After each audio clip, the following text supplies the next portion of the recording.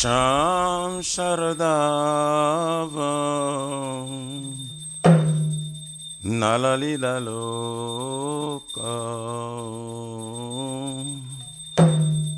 Tranaya Karuna Gana Ganatam Sham Sharadava Nalalila Loka Tranaya Karunya Gana Ganatam Prapta Sakalena Gurnana Vasa Vande Gurashi Charanarvindam Prapta Sakalena Gurnana Vasa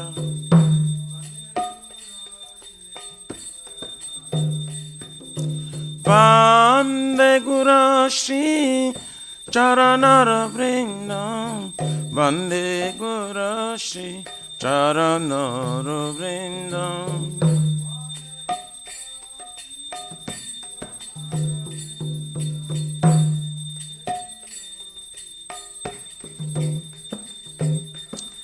Mahaprabhu ki Tananitya Gita Vaditra Madhyam Manasurasena Mahaprabhu ki Gita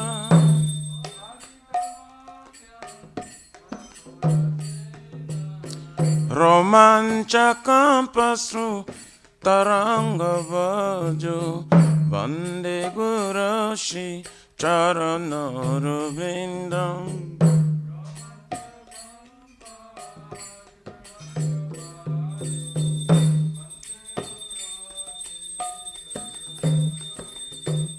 Shri Vigrahara Dhana Nityanana Shringaratanama Niramarjanado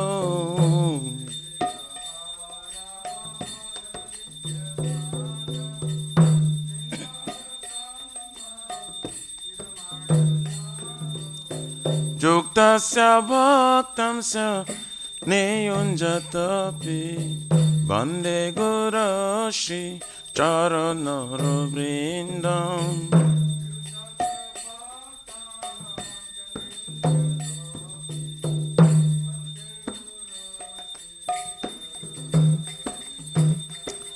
Chaturvidhashi Bhagavat Prasada Satana Truptan Hari Bhakta Sangha Chaturvidhashi Bhagavat Prasada Satana Truptan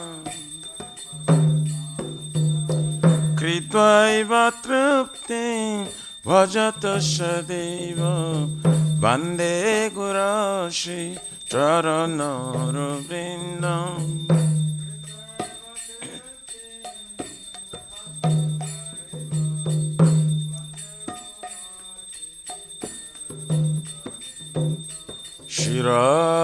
Shiradikama Davayara Para Madhurya Leela Gunarupanamna Shiradikama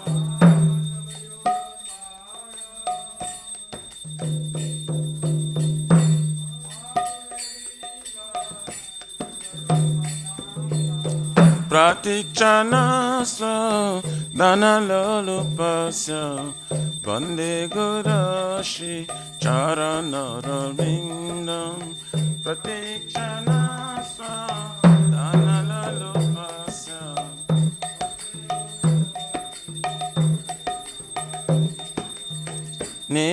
Nikunjayono Ratikerisidhyai Jajali Veri Jokti Apekshaneya Nikunjayono Ratikerisidhyai Jajali Veri Jokti Apekshaneya Tatrati Daksha Ativalabhasa Vande Gurashi Charanarvindam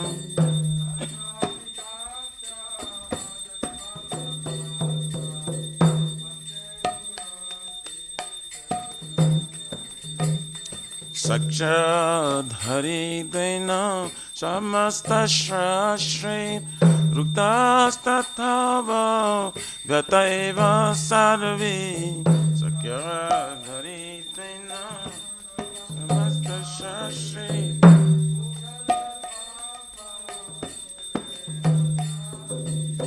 Kintu Prabhaja Priyaiva Tasya Vande Guru Shri Charanara Vrindam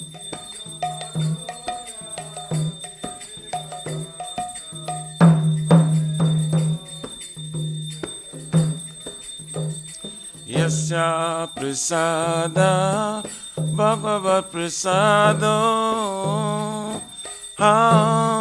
Yasya Prasadam Nagati Kutapi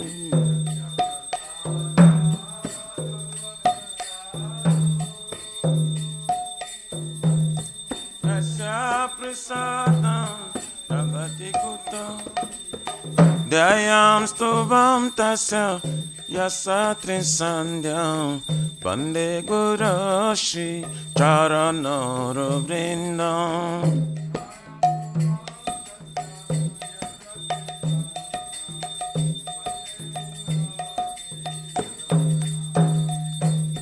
Dayam Stuvam Tasya Yasa Trisandyam Vande Guru Shri Charanara Vrindam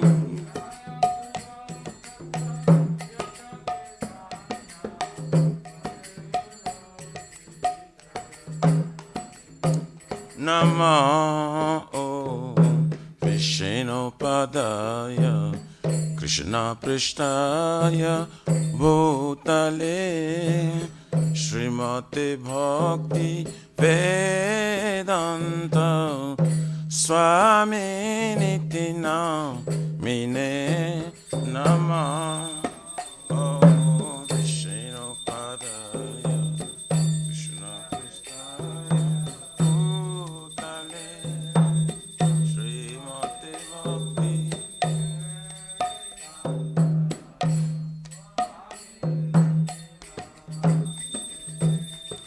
Namaste Sarasvate Deve Gauravani Pracharine Nirvishesha Shunavadi Pachatarisha Tarine Namaste Gauravani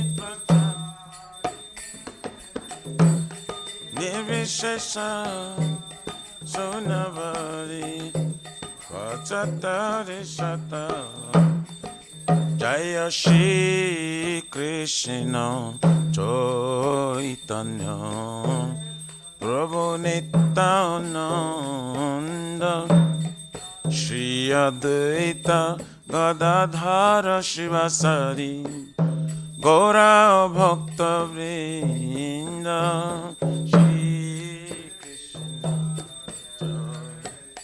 Chaitanya Prabhu Nityananda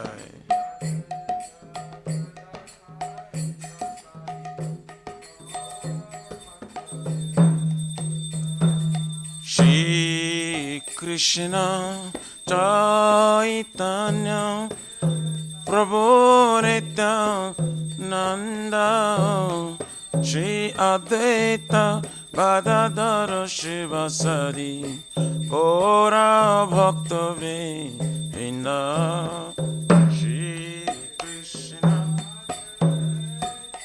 Chaitanya Nityananda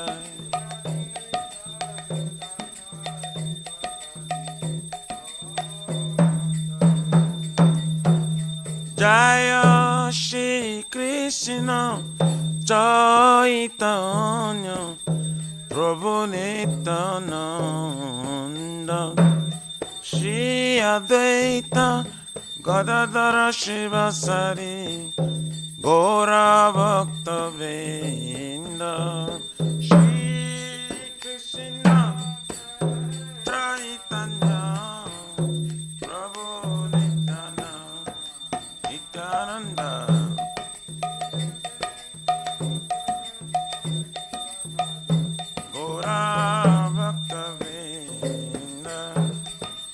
Hare Krishna, Hare Krishna, Krishna Krishna, Hare Hare, Hare Rama, Hare Rama, Rama Rama, Hare Hare, Hare Krishna, Hare Krishna, Krishna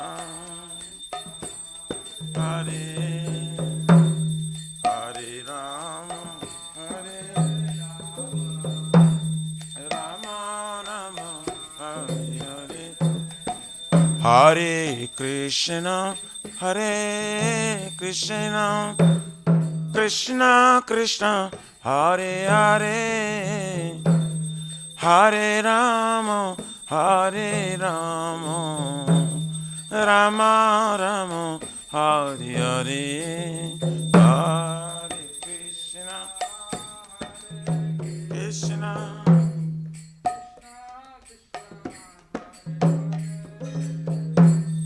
Hare Rama, Rama.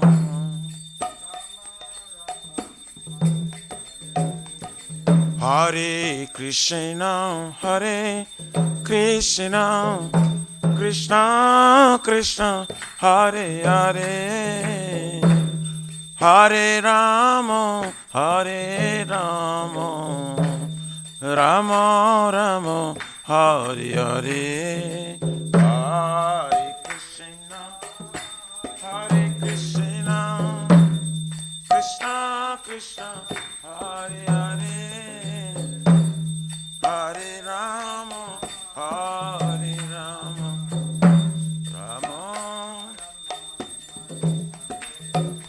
Hare Krishna, Hare Krishna, Krishna Krishna, Hare Hare, Hare Rama, Hare Rama, Rama Rama, Hare Hare, Hare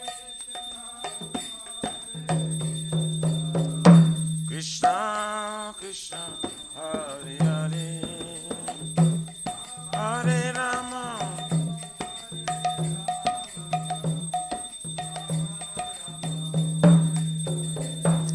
Hare Krishna,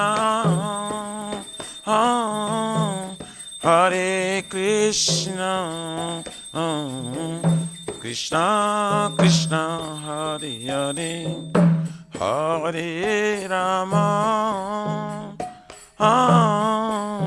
Hare Rama, Rama Rama, Hare Hare, Hare Hare Krishna,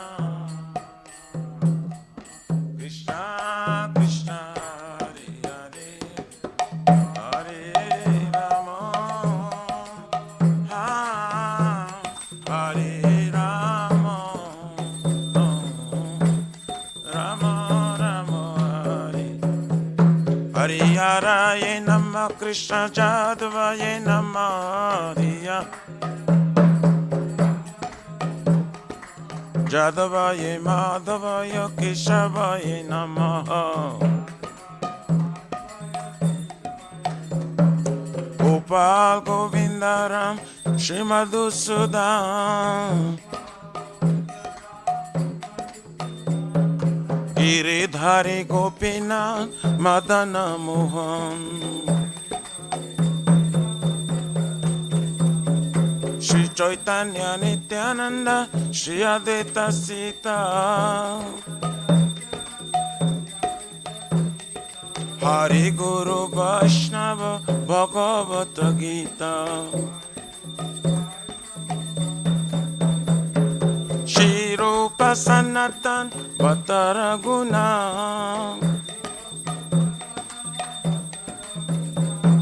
Shri Jiva Gopala Bhatta Dasaraguna,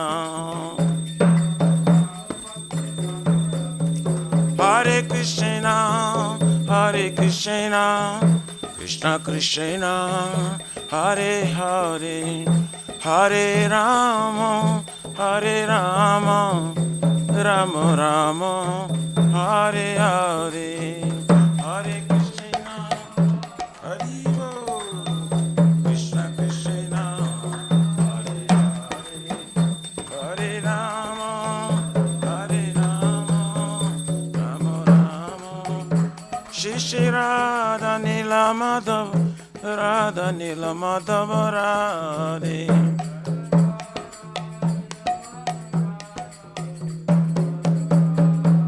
Jaya Jagannath, Jaya Baladeva, Jaya Subhadrama, Jaya Sudarshan Chakra.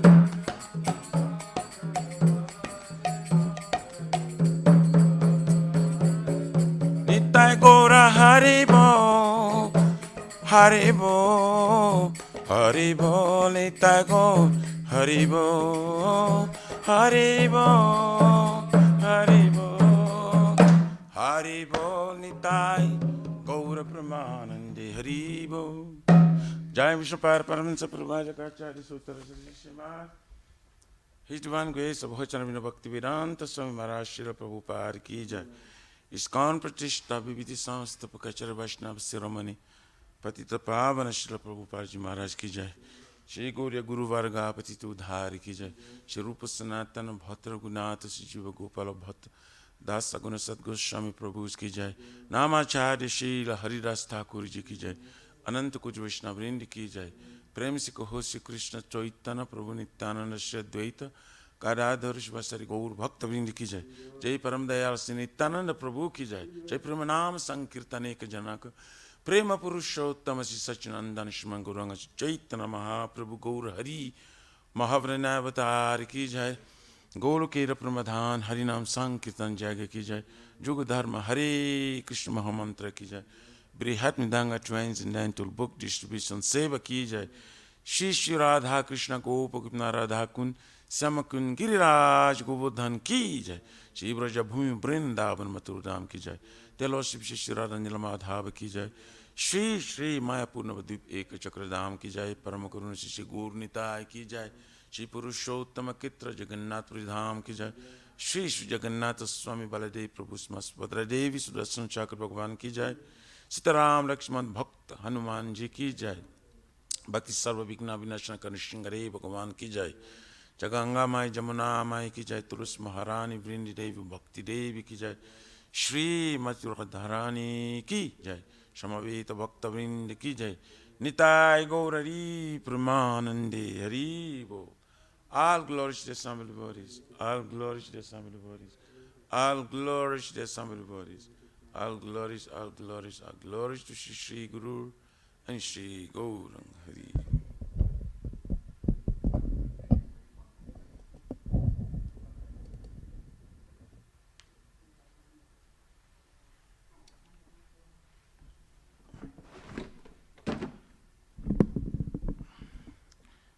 Can I want to sing Shinga or Dusi? Okay.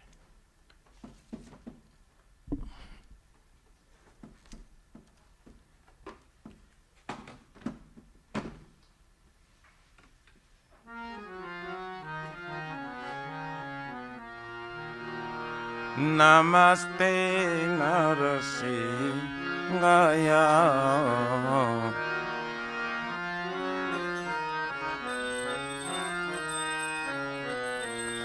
Namaste Narasimhaya.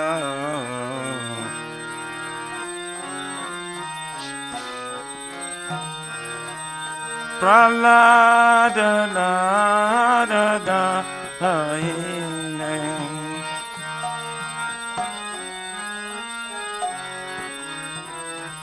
Hiranyakasipu Bhaksha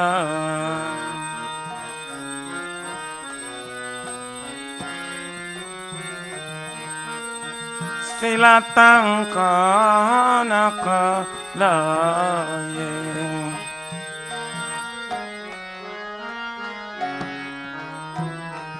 Ito nisingo parato nisinga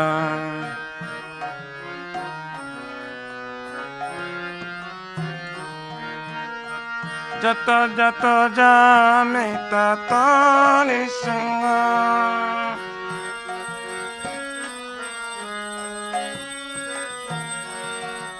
Bahir ne singa, hruday ne singa.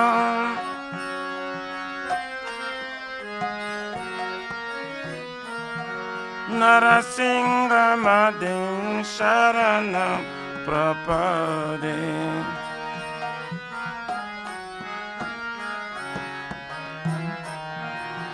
Bhavakara Kamala Vare Naka Adabhuta Sringa Dalita Hiranyakashipu Talavinga Desavadeta Narahari Rupa Jai Jagadisa Re Jai Jagadisa Re Jai Jagadisa Re Abakara Kamala Vare Naka Adabhuta Sringa Darita Hiranyakashipu Tanavinga Desavadita Naradi Rupa Jai Jagadisa Re Jai Jagadisa Re Jai Jagadisa Desavadita Narahari Rupa Jai Jagadisa Re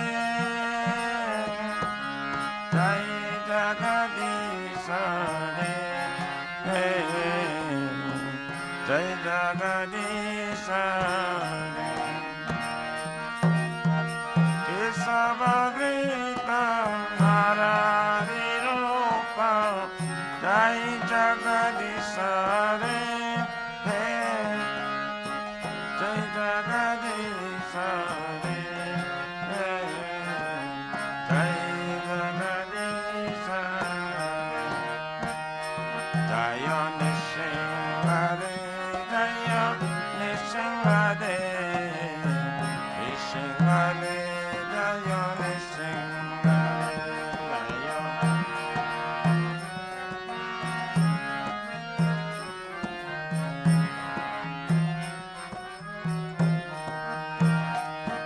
Jaya Narahari Jaya Narahari Narahari Jaya Narahari Narahari Jaya Narahari Narahari Jaya Narahari Jaya Lakshmi Narasimha Jaya Lakshmi Narasimha Jaya Lakshmi Narasimha Jaya Lakshmi Narasimha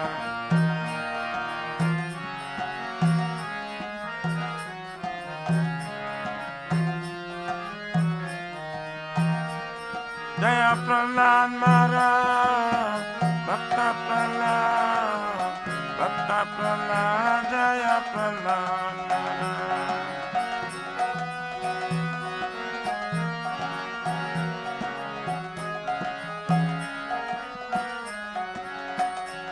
Jaya Prahlad Maharaj Prahlad Maharaj Bhakta Prahlad Shila Prahlad Maharaj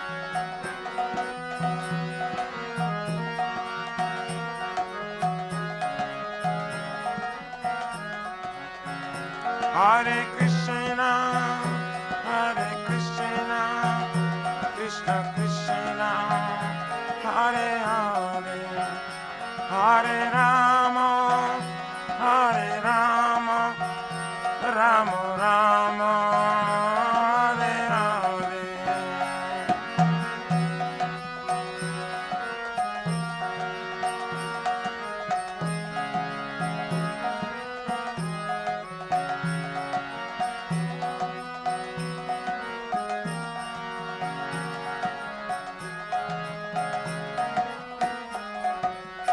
Hare Krishna, Hare Krishna, Krishna Krishna, Hare Hare, Hare Rama, Hare Rama, Rama Rama, Hare Hare.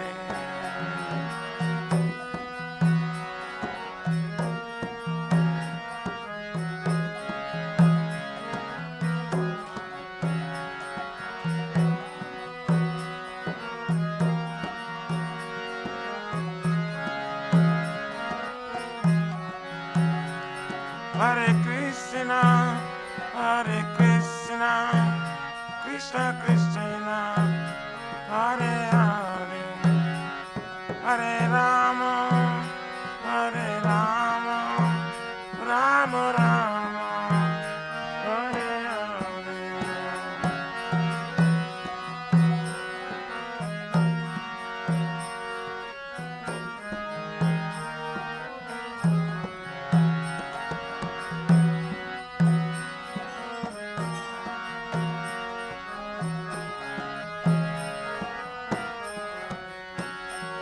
Jaya Nishingade, Nishingade, Nishingade, Jaya Nishingade.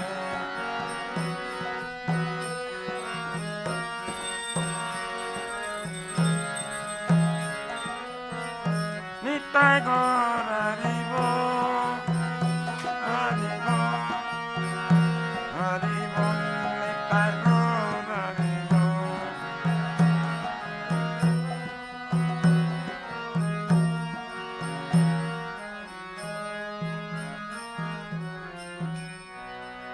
जय श्री श्री भक्ति पद सर्वविघ्नाशन कर सिंहरे भगवान की जय।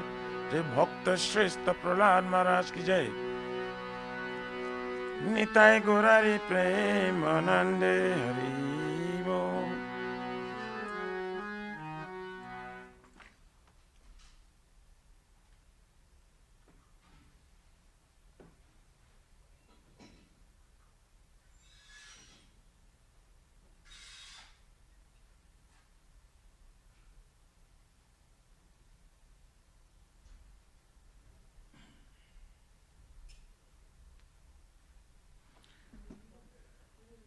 श्री वृंदाय तुलसी by प्रिय केशव सत्य विष्णु भक्ति प्रादि देवी शतवताय नमो नमः।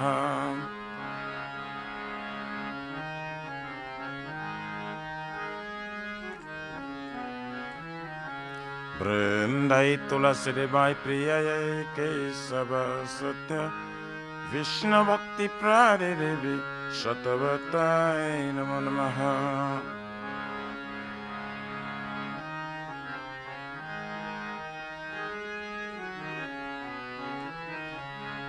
वृंदाय तुलसी देवाय प्रिय केशव सत्य विष्णु भक्ति प्रादि देवी शतवताय नमो नमः।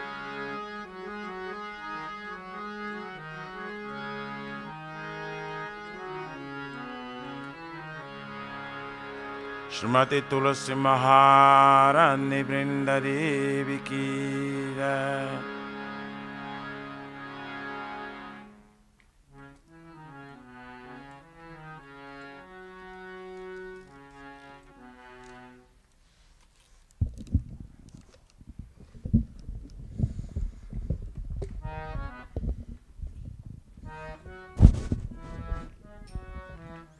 Namo Nama Tulasi Krishna Preyasi Namo Nama Tulasi Krishna Preyasi Namo Namo Tulasi Krishna Preyasi Namo Nama Tulasi Krishna Preyasi Namo Namo Radha Krishna Seva Pavo Eya Vilasi Radha Krishna Seva Pavo Eya Vilasi Radha Krishna Seva Pavo Eya Bilasi Radha Krishna Seva Pava Eya Bilasi Jeto Mara Sharanaloy Tara Vansha Purna Mara Sharanala Tahara Vancha Purna Kripa Kori Koro Tare Vrindavanabasi Kripa Kori Koratare Vrindavanavasi Moraye Bilas Vilas Kunjari Avas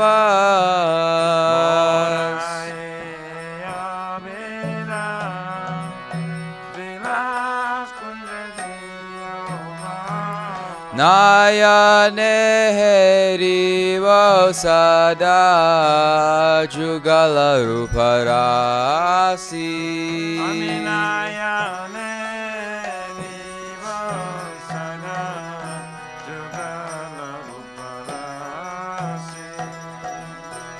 Hey Nivedana Daro Sakir Anugata Koro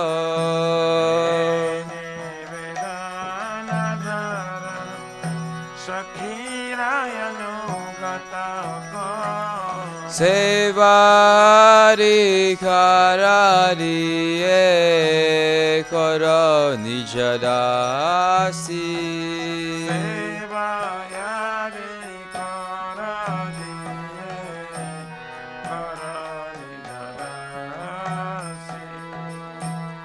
Dina Krishna Dase Koi Eye Namora Krishna Dase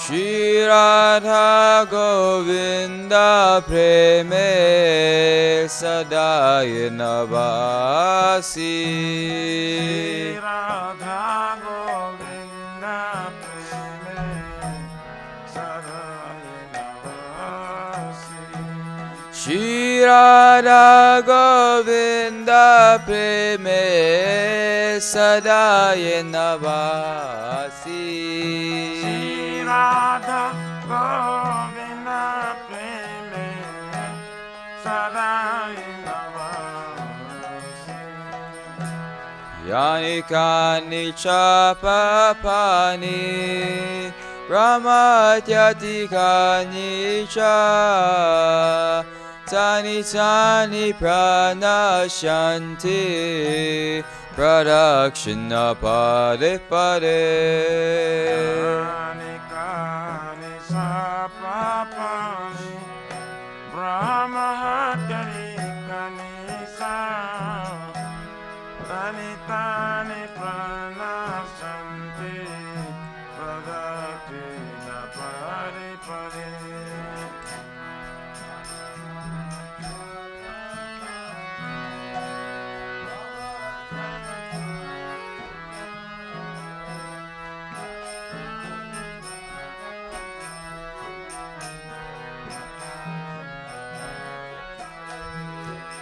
Jari Kani Sapapani Brahmahatari Kanisa Tani Tani Pranasanti Pradati Napari Pari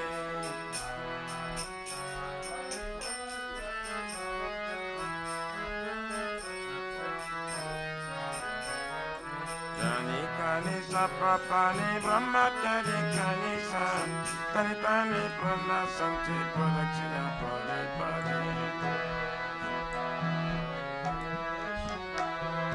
Krishna Krishna Hare Hare Hare Rama Rama, Rama Rama, Hare Hare. Hare Krishna,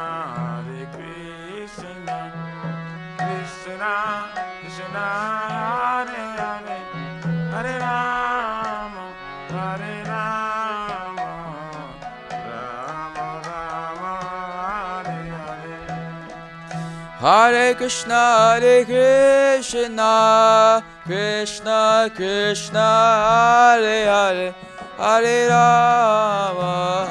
Rama, Rama Rama, Hare Hare. Hare Krishna, Krishna Krishna, Hare Hare, Hare Rama, Rama, Hare Hare. Jaya Tulsi Maharani, Jaya Tulsi Maharani, Jaya Tulsi Maharani, Jaya Tulsi Maharani. Jaya Tulsi Maharani, Jaya Tulsi Maharani, Jaya Tulsi Maharani, Jaya Tulsi Maharani. Jaya Vrinda Devi, Jaya Vrinda Devi, Jaya Vrinda Devi, Jaya Vrinda Devi. Jaya Vrinda Devi, Jaya Vrinda Devi, Jaya Vrinda Devi, Jaya Vrinda. Nitya Gaura Haribo, Haribo, Haribo, Nitya Gaura Haribo.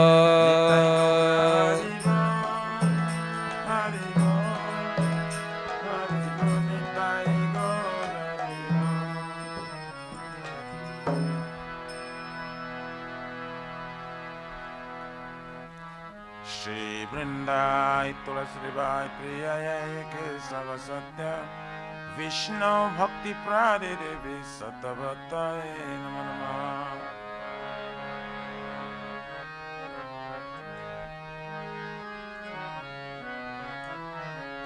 Vrindai Tulasi Bai Priyaya Kesava Satya Vishnu Bhakti Prade Devi Satavataye Namo Namah.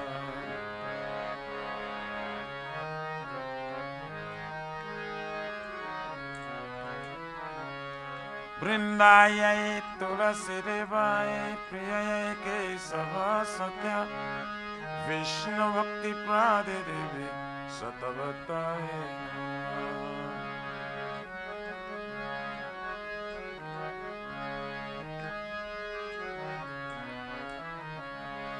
Srimati Tulasi Maharani Vrinda Devi Ki Jai.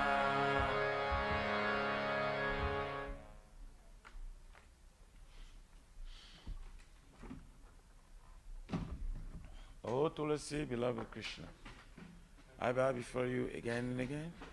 My desire to obtain the service of Shri Radha and Krishna will overtake shelter of you as wishes fulfilled. Bestow your mercy upon him, you make him resident of Vrindavan.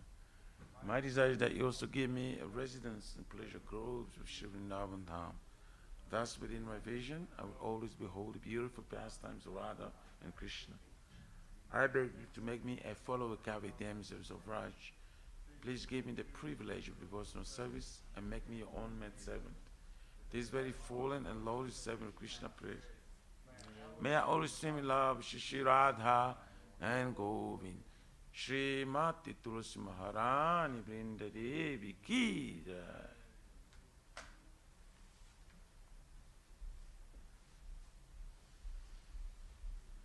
Shri Chaitanya Mahaprabhu Sikhastakam Ki Jai. Chaito Darpanam Marjanam Pavamadavani Nivapanam Shreyakari Chandrika Vitaranam Vidya Vadu Jivanam Ananda Mudivardhanam Padiparam Purnamrita Shradanam Sarvatmasnam Param Param Vijayati Shri Krishna Sankirtanam Nam Namakari Baudha Nisa Sarva Shaktis Nakrapita Niyamita Shvarayanaka Vedasi Tava Kripaya Bhagavan Mahati Durdhaivam Vidisham Ya Janina Nuraga Srinadapi Sunichainam Tarorapi Sarishnam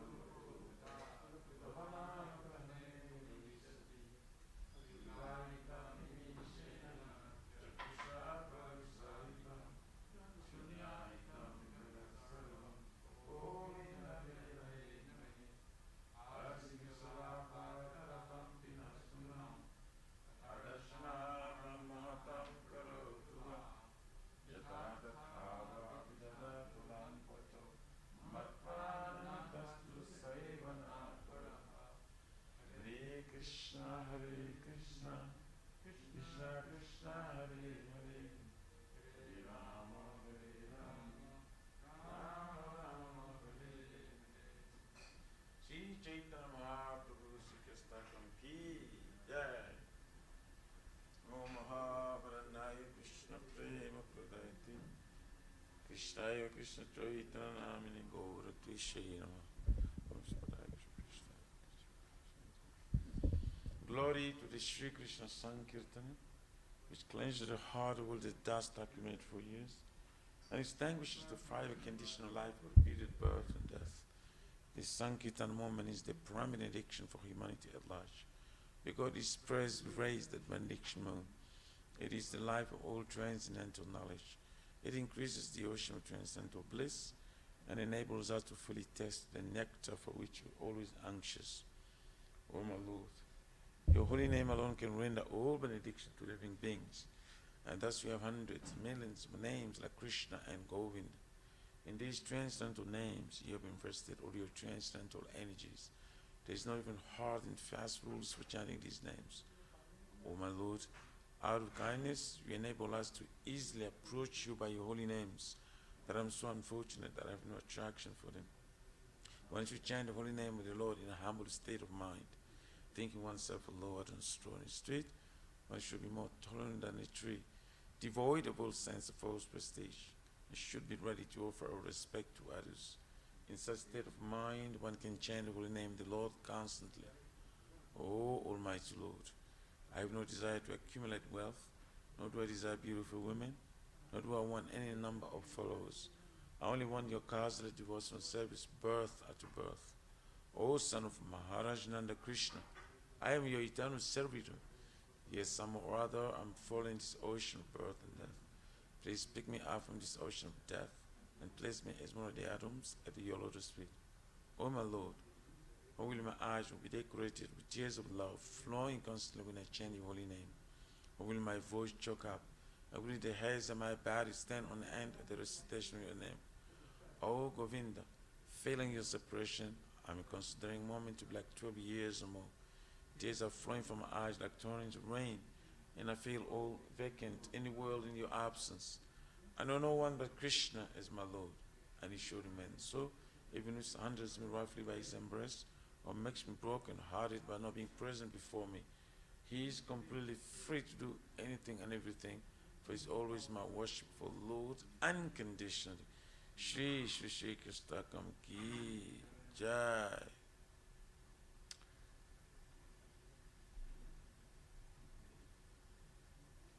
There are 10 offenses in matter of chanting the holy name of the Lord that should be avoided. They are as follows. 1. To blaspheme the devotees who dedicate their life for propagating the holy name of the Lord. 2. To consider the names of demigods, the Lord Shiva and Lord Brahma, to be equal to or independent of the name Lord Vishnu. 3. To disobey the orders of the spiritual master. 4. To blaspheme the Vedic literatures or literatures and pursuits of Vedic version. 5. To consider the glory of chanting Hare Krishna to be imagination. 6. To give some interpretation on the holy name of the Lord. 7. to commit sinful activities on strength of chanting the holy name of the Lord. 8. To consider chanting Hare Krishna as one of the auspicious ritualistic activities offered in Vedas as fruitive activity karma kanda. 9. To instruct the faithless person by the glories of holy name. And 10. To not have complete faith in chanting the holy names and to maintain material attachments even after understanding so many instructions on this matter. It is also an offense to be inattentive while chanting. Every devotee who claims to be Vaishnava must carefully guard against these 10 offenses in order to quickly achieve the desired success. Krishna Prema.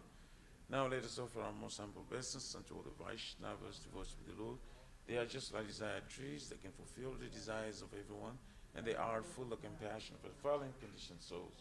Vancha Pratarupischa Vibhasindivicha Vaishnaviyo Namaha.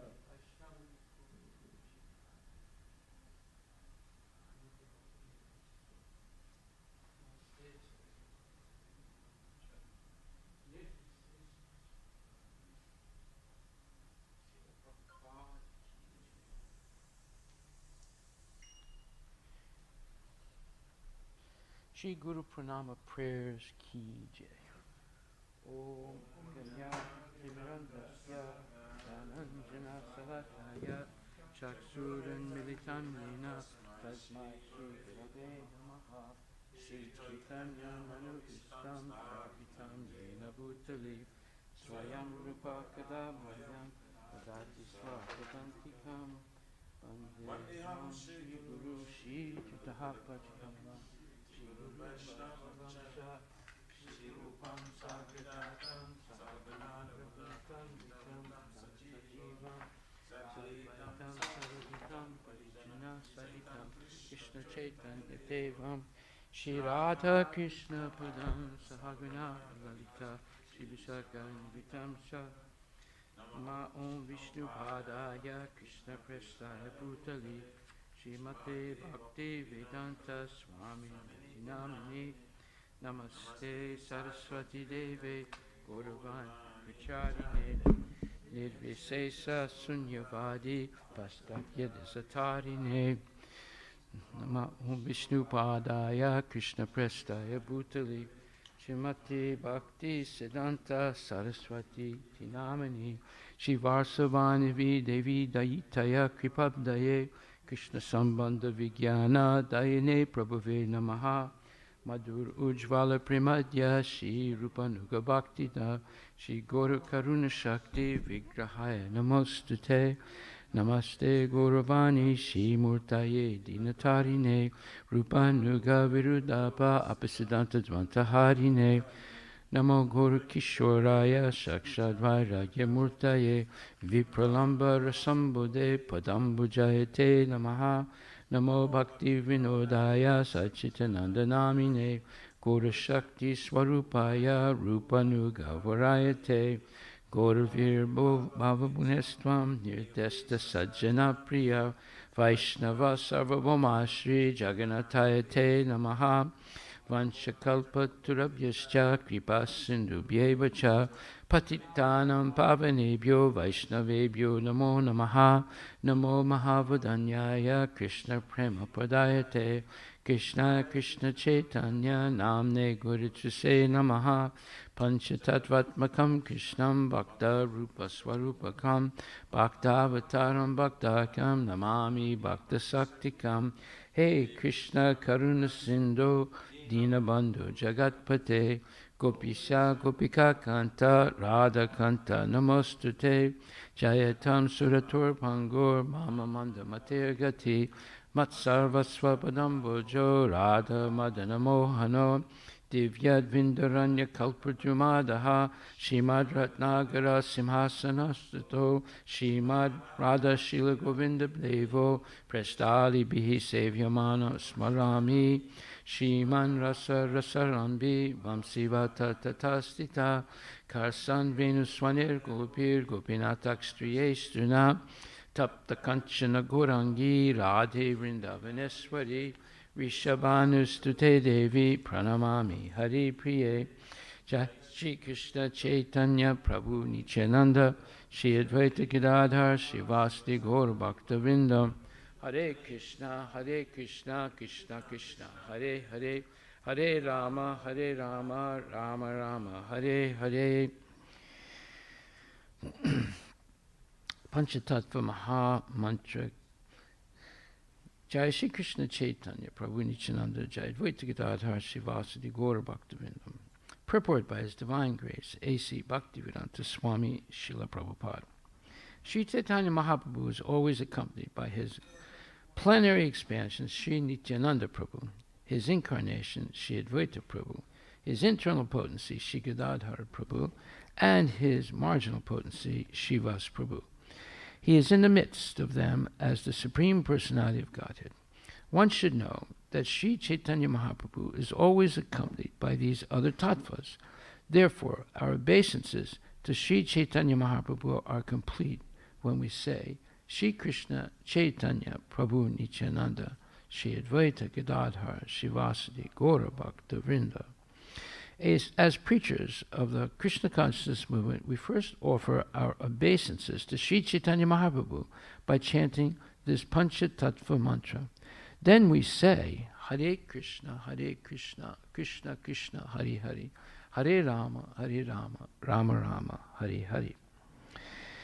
There are 10 offenses in the chanting of the Hare Krishna Maha Mantra, but these are not considered in the chanting of the Panchatattva mantra.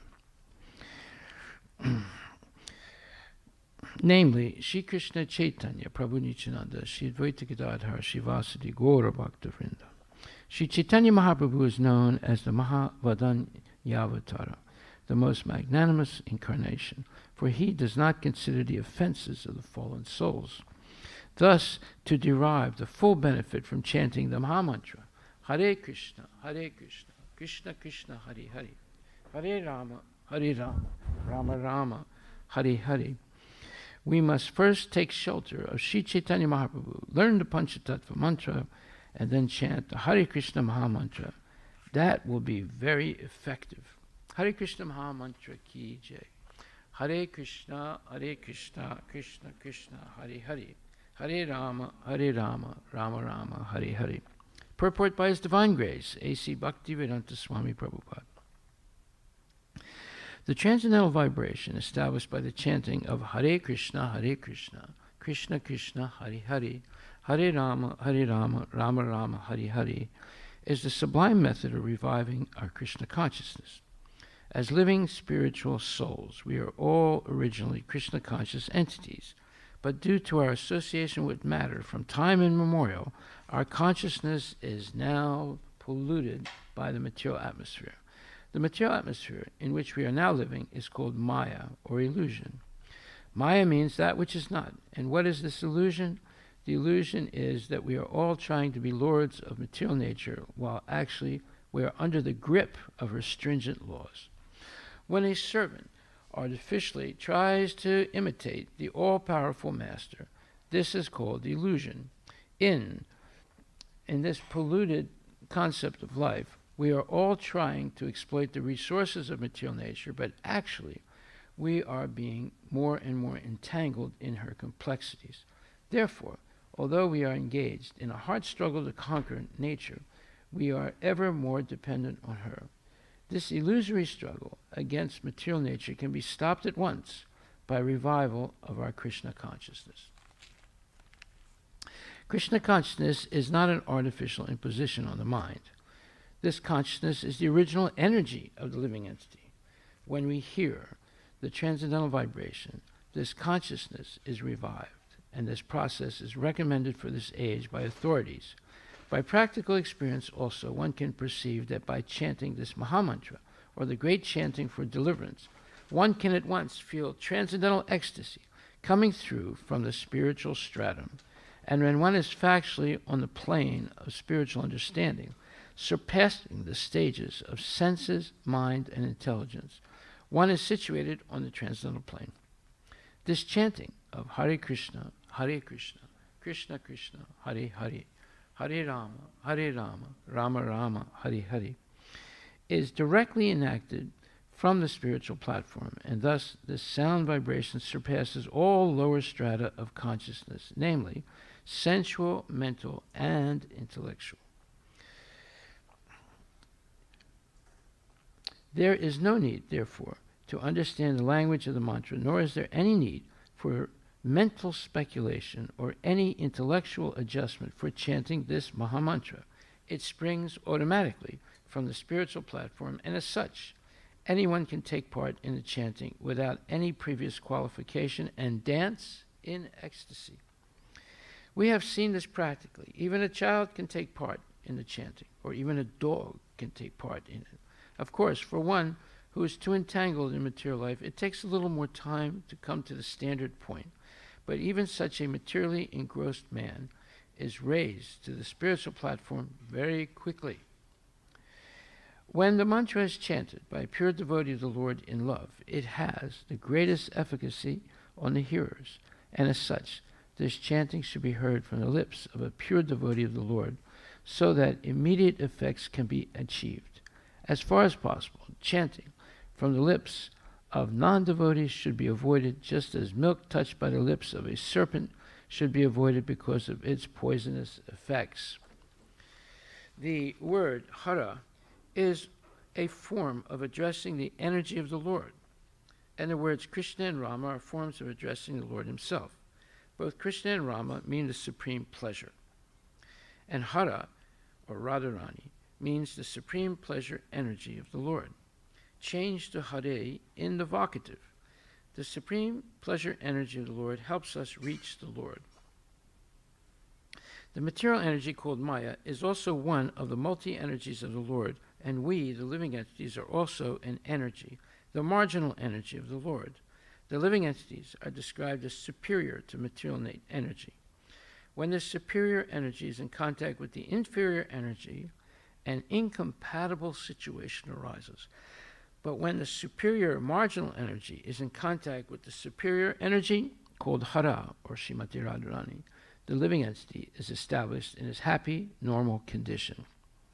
These three words, Hare, Krishna, and Rama, are the transcendental seeds of the Mahamantra. The chanting is a spiritual call for the Lord and his internal energy, Hara, to give protection to the living conditioned soul. This chanting is exactly like the genuine cry of a child for its mother. Mother Hara helps the devotee achieve the grace of the Supreme Father, Krishna, Hari or Krishna, Supreme Father, Hari or Krishna, and the Lord reveals himself to the devotee who chants this mantra sincerely. No other means of spiritual realization, therefore, is as effective in this age as chanting the Mahamantra, Hare Krishna, Krishna Krishna, Hare Hare, Hare Rama, Rama Rama, Hare Hare. Srila Prabhupada ki jai. Srimad Bhagavatam, Canto 2, chapter 9, and verse number 25. Brahmo Vacha Bhagavan Sarvabhutanam Adyaksho Vastito Gunakuham Vedahi Apratirudena Pragyanena Chikirsitam.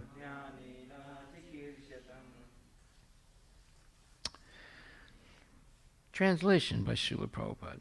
Lord Brahma said, Lord Brahma said, O personality of Godhead, you are situated in every living entity's heart as the supreme director, and therefore you are aware of all endeavors by your superior intelligence, without any hindrance whatsoever. Purport by His Divine Grace, A.C. Bhaktivedanta Swami Srila Prabhupada. The Bhagavad Gita confirms that the Lord is situated in everyone's heart as the witness, and as such, He is the supreme director of sanction. Okay, now sanction is an interesting word in English, so again. It has several meanings. So let's look it up. In this context, it means like permission or blessing. But it can also mean, in another context, punishment. It may have a third meaning also. It's an interesting word. What's it say? Granted, yeah. That's like a benediction or something given. But then look at the other definitions. What does it say? Official permission or approval for an action. Okay, keep going. Then a threatened penalty for disobeying a See? law. It can have an opposite meaning. A what? A threatened penalty. A what? Threatened. A threatened. Yeah. Threatened. Not threatened. Threatened. Penalty. Threatened penalty. Or, For disobeying a law or rule. you see, it can be confusing. Yeah. You have to understand these words and the context in which they're used. Otherwise, I mean, most people, factually speaking, most people, including myself, don't really understand the English language very well. It's complicated because, why is it so complicated? Because over time, influences from many other languages entered into, and words entered into English language. Like, number one, there are Greek words, there are Latin words, there are words from a whole variety of languages. There are Hindi words in it, Sanskrit words in it, there are Arabic words in it, there are old coarse, like Nordic language words in it, there are Germanic words in it, and there's Old English words in it, and French words also. So when you put all those together, and the language has been spoken for at least 1,500, 2,000 years, it becomes confusing for people. So you have to be able to look words up in a dictionary and not just understand the first meaning, but understand the second and third and fourth, sometimes fifth, sometimes 7 levels of meanings of a word, 7 or more sometimes. It all depends on the context. So here it means something given. So it says here, he is the supreme director of sanction. That's not punishment. It means offering benefits. Right? The director is not the enjoyer of the fruits of action, for without the Lord's sanction, no one can enjoy. So first of all, it's saying Krishna doesn't engage in the sanctioned types of sense enjoyment that he gives to the living entities. But without his help, or without his sanction, no one can enjoy. So whether we want to enjoy transcendental happiness in the association of Krishna, or whether we want to enjoy sense gratification independent of Krishna, the sanction is coming from Krishna for both. Okay?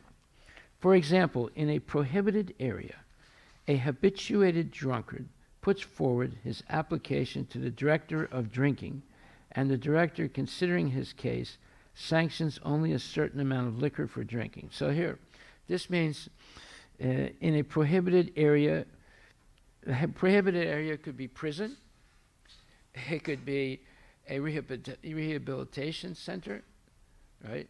That's what he means. So, I mean, but if you don't have experience with the English language, you would be confused by this sentence. Am I right? You wouldn't really understand what he's talking about. What do you mean, prohibited area? So it could be a rehabilitation center, or it could be a prison. It could be a house where you have a strong personality, like a father or a mother, and they're limiting how much liquor their son or daughter can drink, right? So, for example, in a prohibited area, a habituated drunkard puts forth his application to the director of drinking. So the director of drinking could be his mother, his father. It could be a policeman or a social worker that person has to report to, and who are going to give that person an alcohol test every time they come in, and they have to come in on regular periods. It could be a prison It could be many, it could be a rehabilitation center. So you see, he's speaking in a very general way. And the drunkard, who's a habituated drunkard, meaning he can't give up the drinking, puts forward his application to the director of drinking. Yes, there are directors of drinking also. It could be a bartender. You can go in a bar and start drinking. If the bartender sees that you're becoming very drunk, he can stop you he will stop serving you by law. And if he doesn't, and that person has an accident, he can get into a lot of trouble. They could take his license away. So the director of drinking can be a lot of different people, right? And the director, considering his case, sanctions only a certain amount of liquor for drinking. The Almighty Lord, being very kind to the living entity, as the Father, is kind to the Son, fulfilling the living entity's desire for his childish satisfaction. Yes, huh? What? Okay, similarly, the whole material world is full of many drunkards in the sense that each and every one of the living entities has something in his mind to enjoy, and everyone desires the fulfillment of his desires very strongly. The Almighty Lord, being very kind to the living entity, is the Father, as the Father is kind to the Son, fulfills the living entity's desire for his childish satisfaction. With such desires in mind, the living entity does not actually enjoy, but he serves the bodily whims unnecessarily without profit. Now, that's a very important statement. And basically, it's mimicking it's a paraphrase of a verse in the 16th chapter. And that verse says, Yas Shastra Siddhim Vidyam Utshija Vartate Kamakarataha Nasa Siddhim Avapnoti Nasukam Na Param Gatim.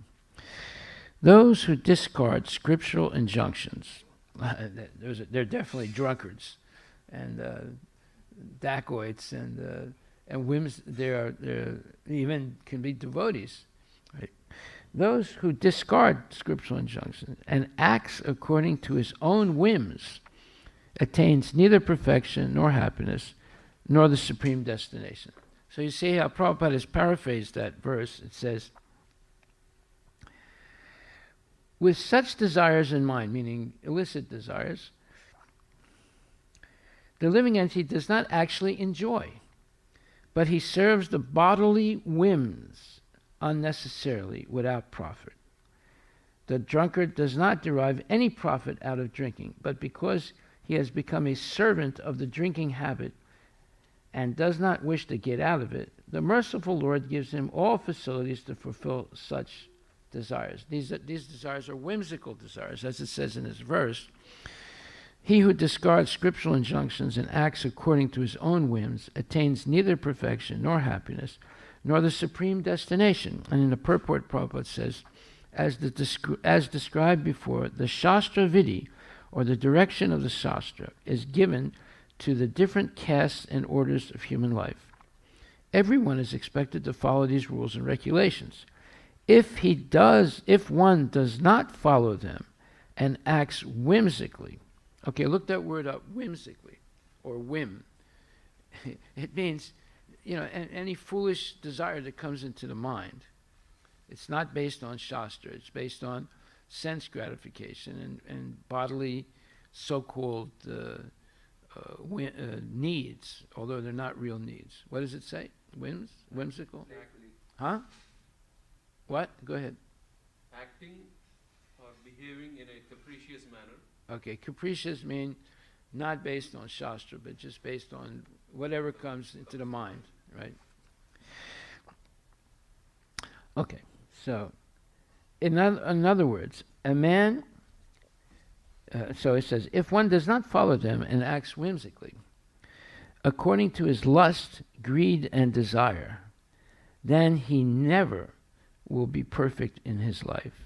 In other words, a man may theoretically know all these things, but if he does not apply them in his own life, then he is to be known as the lowest of mankind.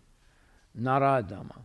Those are the lowest. They're educated, they know what's right, but they whimsically act as if they never learned anything, right?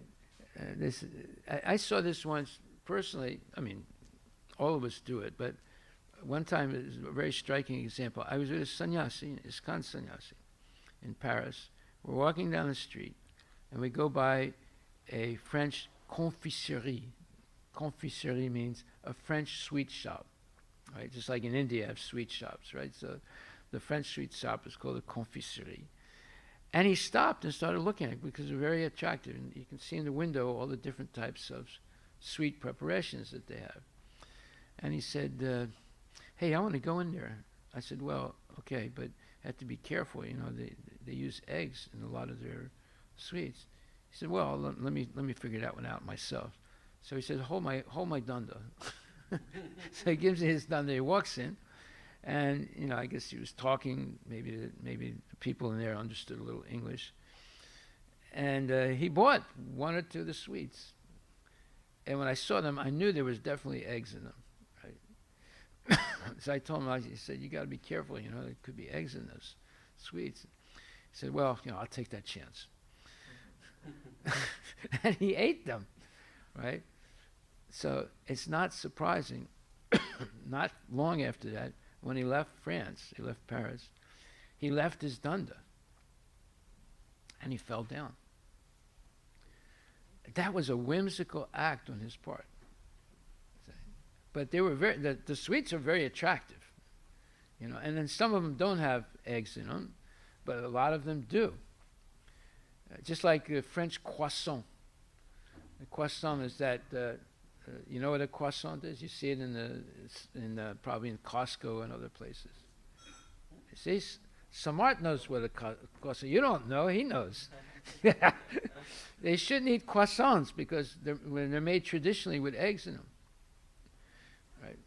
Yeah, we in the Costco they used to sell in the pamphlets on that, and now they make with eggs. Now they make it. Before they made it without eggs. Yeah, but people don't want it without eggs because it doesn't taste the same as when you make it with eggs.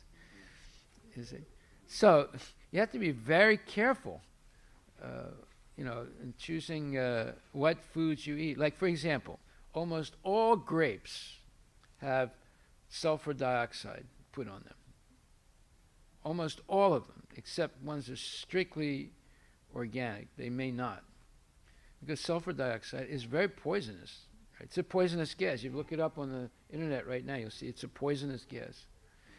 And then almost all strawberries that are grown, those big, beautiful red strawberries, they also have different types of toxic things in them because they spray them, because they can go bad very easily.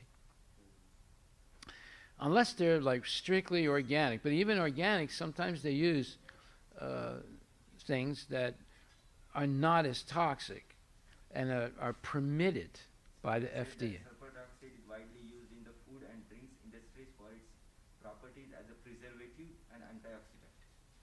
But look. These are predominantly used in dried fruits and vegetables, soft drinks, alcoholic beverages, and all. Yeah, but look where it says it's a toxic gas. Yeah. Do you see that? So it says, Maharaj, it is a toxic gas Yeah. responsible for the smell of burned matches. Right. It is released naturally by the volcanic activity and is produced as a byproduct of copper extraction. Hallelujah. Praise the Lord and die. You see, these things are put into food, right? And food that everybody eats. Even we have them too, right? So you have to be very careful with strawberries and grapes. Very, very careful. And amla muraba from India. Okay, so then it says, in the human form of life, a living entity is expected to be sane and to follow the regulations given for elevating his life to the highest platform. But if he does not follow them, then he degrades himself But even if he follows the rules and regulations and moral principles, and ultimately does not come to the stage of understanding the Supreme Lord, then all his knowledge becomes spoiled. And even if he accepts the existence of God, if he does not engage himself in the service of the Lord, his attempts are spoiled. Therefore, one should gradually raise himself to the platform of Krishna consciousness and devotional service. It is then and there that he can attain the highest perfectional stage, not otherwise. The word kama karata is very significant. A person who knowingly violates the rules acts in lust. He knows that this is forbidden, but still he acts. This is called acting whimsically. He knows that this should be done, but still he does not do it. Therefore he is called whimsical. Such persons are destined to be condemned by the Supreme Lord. Such persons cannot have the perfection which is meant for the human life. The human life is especially meant for purifying one's existence. And one who does not follow the rules and regulations cannot purify himself, nor can he attain the real stage of happiness. Wow, what a purport. See what Prabhupada is saying here. This is amazing what he's saying. And he's saying, even if you believe in God, even if you follow morality, and even if you know the scriptures, but still act whimsically, meaning they disobey the instructions of the spiritual master and they do not care for the regulations of the scriptures, in spite of hearing the glories of devotional service, they are not attracted. Thus they manufacture their own way of elevation. These are some of the defects of human society which lead to the demoniac status of life. Now, this is another purport I'm reading. So go back to the other one. It says, but even if he follows the rules and regulations and moral principles, and ultimately does not come to the stage of understanding the Supreme Lord, then all his knowledge becomes spoiled. And even if he accepts the existence of God, if he does not engage himself in the service of the Lord, his attempts are spoiled. Therefore, one should gradually raise himself to the platform of Krishna consciousness and devotional service. It is then and there that he can attain the highest perfectional stage, not otherwise. But in the next purport, he says, in human society, aversion, meaning avoidance of or hatred for the principles of understanding the Supreme Personality of Godhead, is the cause of all fall downs. That is the greatest offense of human life. Now, I know many people who are devotees and who either out of ignorance or willfully do not follow the regulative principles, or at least one of them, or several of them, or do follow them a lot, but then they have certain periods where they don't follow them. See? This is a very dangerous activity. So here it says, in human society, aversion to the principles of understanding Supreme Personality of God is the cause of all fall downs. That is the greatest offense of human life. Therefore, Maya, the material energy of the Supreme Personality of Godhead, is always giving us trouble in the shape of threefold miseries. This material energy is constituted of the three modes of material nature. One has to raise himself at least to the mode of goodness before the path to understanding the Supreme Lord can be opened. So this is pedagogical philosophy here. Pedagogical, that means how you learn philosophy. They don't teach this in schools. Maybe a little bit in religious schools, but it's not very specific like it is here. Like, for example, priests. Now, we know that in priests in the Catholic Church, and even in the other churches, the Protestant churches, the ministers, they're having troubles. You know, they're catching them. Many priests in the Catholic Church are drunkards. Because they serve wine for the Eucharist, but then they also have a saying, in vino veritas. It's a Latin saying. Because in Europe, many monks that lived in monasteries, they grew grapes, because you need grapes to make wine, and you need the wine to perform the Eucharist. Although it's not actually true. The original wine that they were using was grape juice. It was not actually alcoholic wine. But of course, they ignore that. So they're making, and some of the most famous wines in France were made by monks, right? And the saying came about, so they put it on every barrel of wine that, they would have maybe hundreds of barrels of wine that are aged, right? They say, Cabernet, 1939, costs $5,000 a bottle. Anyway, they would put on each barrel in vino veritas, which means in wine there is the truth. In other words, what their meaning is, when you give wine to a person, they start drinking, they start talking nonsense, but oftentimes they'll say things that they would never say normally, that is the truth. Like they get really drunk and they look at their best friend and say, actually, I really hate you,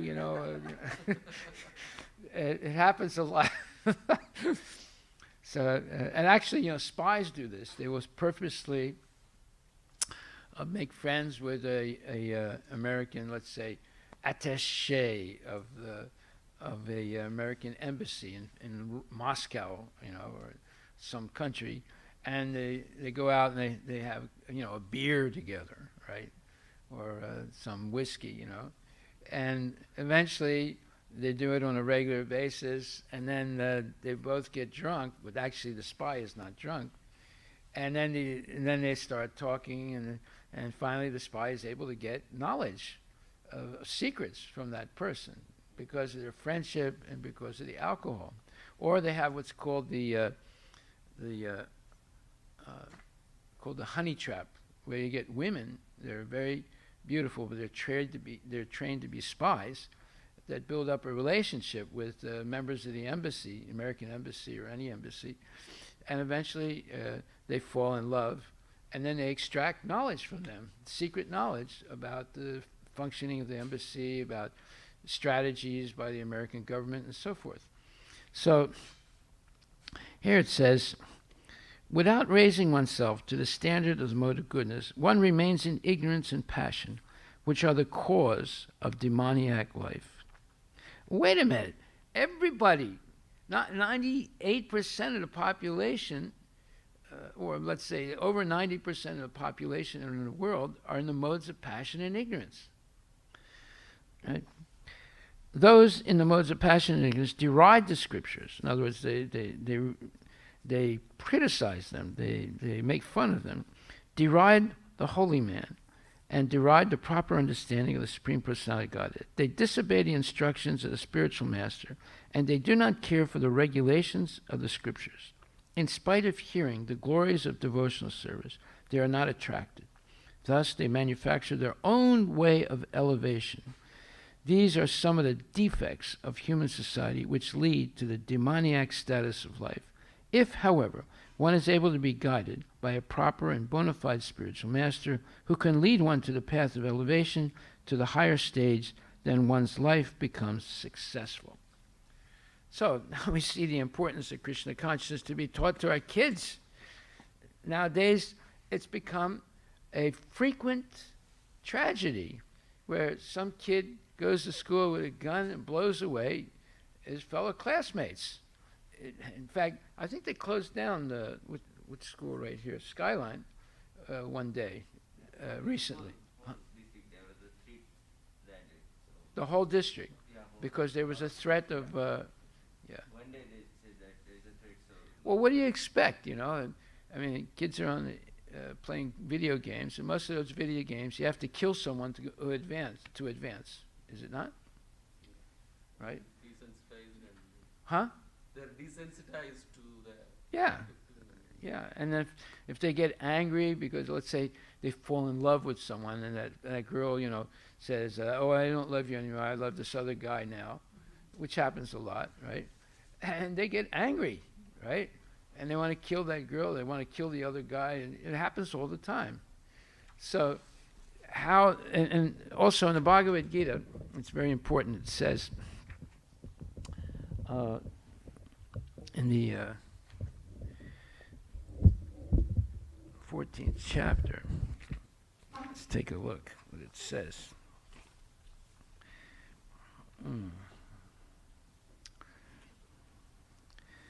It says,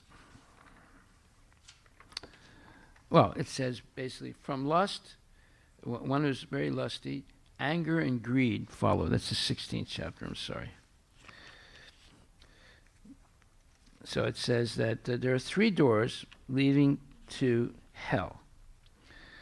Trividam narakasya yedam, dwaram nasanam atmanam, kamakrodas tatalobas, tasmat etat trayam tyajet. There are 3 gates leading to hell: lust, anger, and greed. Every sane man should give these up, for they lead to the degradation of the soul. And in the purport, Prabhupada says, the beginning of demoniac life is described herein. One tries to satisfy his lust, and when he cannot, anger and greed arise. A sane man who does not want to glide down to the species of demoniac life must try to give up these 3 enemies, which can kill the self to such an extent that there will be no possibility of liberation from this material entanglement. Wow, what a verse. It's short purport, but if we understand that short purport, we could avoid almost all the sources of misery in this life. But the mode of rajas, lust, and tamas are taught to kids today and glorified. One thing is amazing. Almost all these movies nowadays, thriller movies, they are all about people who are lusty and in ignorance, and they're always using guns. Although people nowadays say, "Oh, guns are bad. You shouldn't have any guns. We should take them all away." Biden wants to take all the guns away from the people, but yet all the movies, they have guns and violence. Is it not? People are, you're seeing all kinds of violence and people with machine guns and cannons and blowing away people.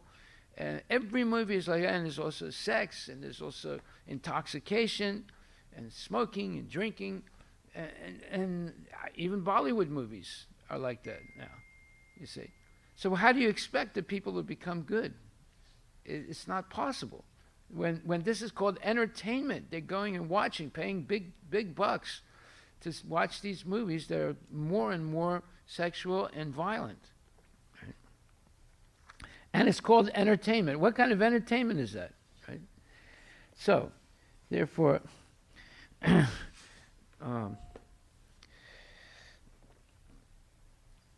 coming back to this purport,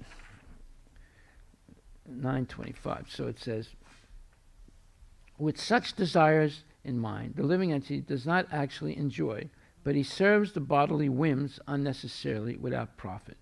The drunkard does not derive any profit out of drinking, but because he has become a servant of the drinking habit and does not wish to get out of it, the merciful Lord gives him all facilities to fulfill his desires. The impersonalists recommend that one should become desireless. Yeah, but that doesn't mean they have no desires. They have a desire to attain Brahman, right? But then it says, and others recommend banishing desires altogether. Who are the others? The Buddhists, right? So he doesn't mention them, but it's the Buddhists because they say no desires. And the Mayavadis, they say desireless, but one desire to attain Brahman, right? That is impossible. That is either banishing all desires or just having one desire. Without having desires, a living entity would be dead. which he is not. Therefore, living conditions and desire go together. So in other words, the Mayavadis, they're going to fall down. Almost guaranteed, 100% they're going to fall down because they still have a material desire. Merging into Brahman is a material desire. It's not a spiritual desire. Yeah. Because Brahman is the only place where there's no... Huh? No, devotional service, not happiness. They are happy there for a little while. No, but there's no devotional service there. But in one of the purports, Sat Chit Ananda, Sat and Chit are there in Brahman. Sat is what they achieve. They don't achieve Chit and Ananda because they get some, and their Sat is the same thing as in the material world. It's simply that the elimination of suffering. It is not positive transcendental bliss. So the Ananda actually... Ananda means... Devotional service. Ananda means at least two people. The servant and the Supreme Personality of Godhead. And then, but it can mean more people, not just the two, right? Okay, so it says that the drunkard does not derive any profit out of drinking, but because he has become a servant of the drinking habit and does not wish to get out of it, the merciful Lord gives him all facilities to fulfill such desires. Okay? So therefore, there's a very important point here. Okay, I'll read a little bit of the next. The impersonalists recommend that one should become desireless, and others recommend banishing desires altogether. That is, desires altogether, because desiring is the living symptom. Without having desires, a living entity would be dead, which he is not. Therefore, living conditions and desires go together. Perfection of desires may be achieved when one desires to serve the Lord, and the Lord also desires that every living entity banish all personal desires and cooperate with his desires. That is the last instruction of the Bhagavad Gita. Sarvadharmam parityaja mame comes to the nambraja aham tvam sarvapapibhyo mokshisyami masacha. Krishna says basically, give up all your desires and just surrender unto me. And follow my desires, right? That is the last instruction of the Bhagavad Gita. Brahmaji agreed to this proposal, and therefore he is given the responsible post of creating generations in the vacant universe. Oneness with the Lord, therefore, consists of dovetailing one's desires with the desires of the Supreme Lord. So that's the real definition of oneness. It's not the Mayavadi's false definition. Right? That makes for the perfection of all desires. But yet, there's a very important point that has to be understood here, and that is, Prabhupada says in a lecture in Seattle, September 30th, 1968, and he says, just like the modern scientists, they are trying to fly some space machine in the good speed so that they can go to the moon planet. So many scientists of America, Russia, and other countries, they are trying. But they cannot. Their Sputnik is coming back. But just see God's power. Millions of planets are floating just like swabs. A swab is like a little bit of cotton that's floating in the air, right? Because it's very light. This is greatness. So any nonsense, if he says that I am God, he's a rascal. God is great. You cannot compare yourself with God. There is no comparison. But the rascaldom is going on.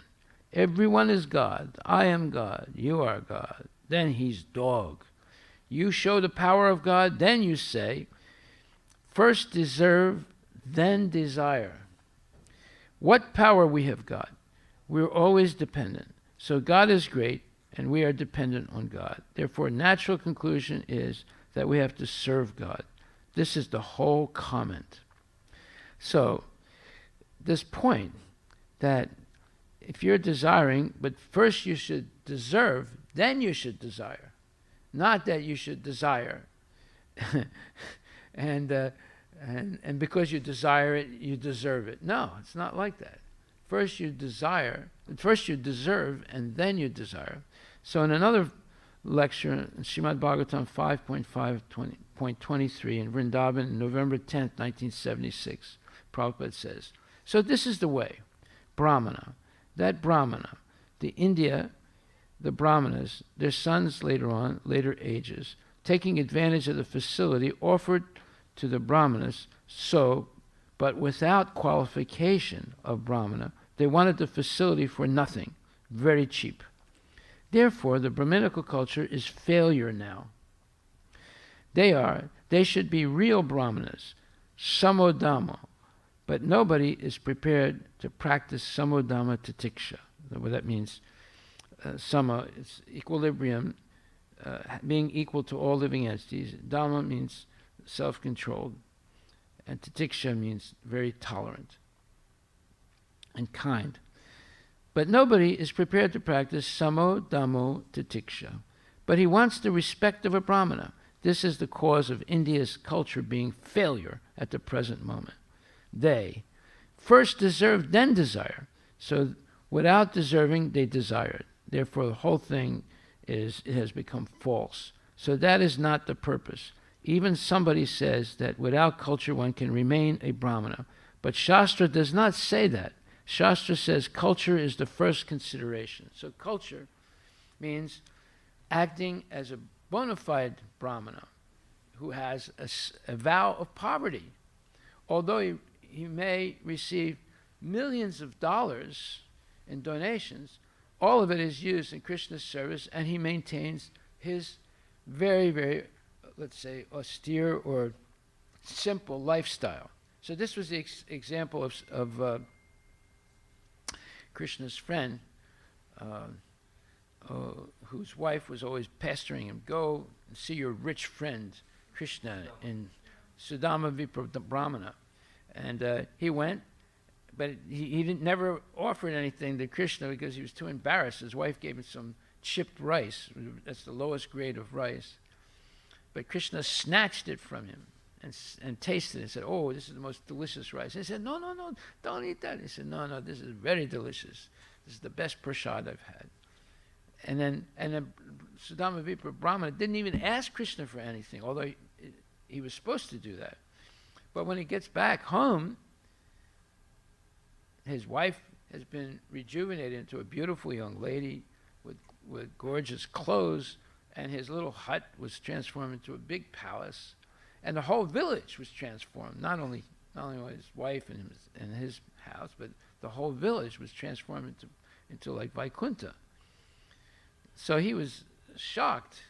And then he could understand that even without asking Krishna was in his heart as Paramatma. He understood not that he wanted to ask him either, but because of his wife, he came to see Krishna, and Krishna snatched the offering. He didn't even want to give him that.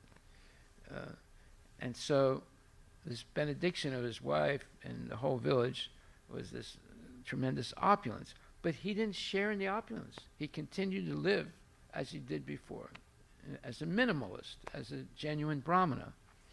So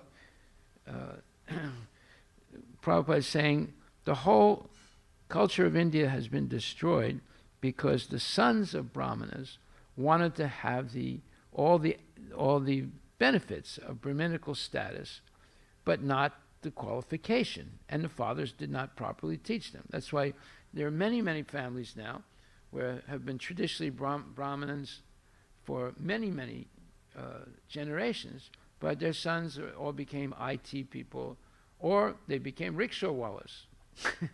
That also happens. They can go both ways, but they're not Brahmanas. But yet they wear the thread and they say, I'm a Brahmana. See? This has ruined India. Okay. And then in another place, Prabhupada says in the lecture, Srimad Bhagavatam, 3rd Canto, 28th chapter, 21st verse, in Nairobi, November the 1st, 1975, Prabhupada, Te sam satata yuktanam bhajatam pritipurvakam, Bhagavad Gita 10.10. When Krishna sees that he is worshipping me with faith and reverence and love, then buddhi yogam dadamitam, he'll give you intelligence. He is within you. Therefore, I was saying, first of all, become fit. First of all, deserve, then desire. Why foolishly you desire something for which you do not deserve? That is your fault. That is misuse. Don't desire something without being deserving. So these are the processes given how to think, how to meditate upon Krishna. So practice it, become qualified, then you'll see everything. So learn this proverb. First deserve, then desire. But most people, because they desire, they think they deserve it. No, it's not, doesn't work like that. Say, Haribol. So, now to finish this purport, it says, perfection of desires may be achieved when one desires to serve the Lord. And the Lord also desires that every living entity banish all personal desires and cooperate with his desires. That is the last instruction of the Bhagavad Gita. Brahmaji agreed to this proposal, and therefore he is given the responsible post of creating generations in the vacant universe. So he's the first Prajapati, generator of living entities. And there are 8,400,000 different types of bodies that the living entities can navigate into.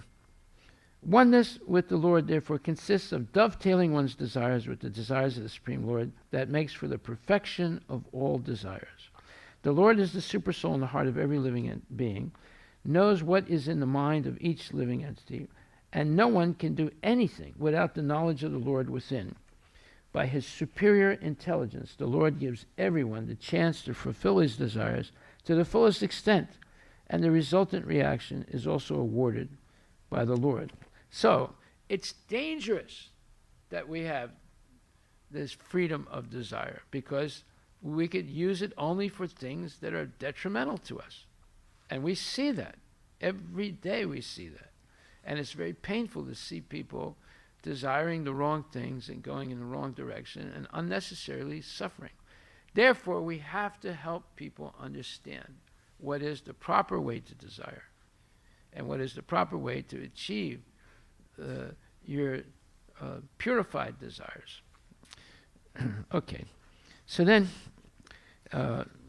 to understand a little bit more, I want to tell a pastime of Lord Ramachandra, of Ramanuja Acharya, who was a great Vaishnava guru and a pure devotee. And he had a friend whose name was Dhanurdasa. And so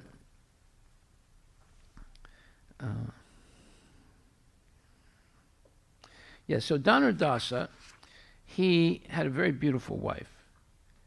And he was very attached to her, very, very attached. So he became friends with Ramanuja Acharya.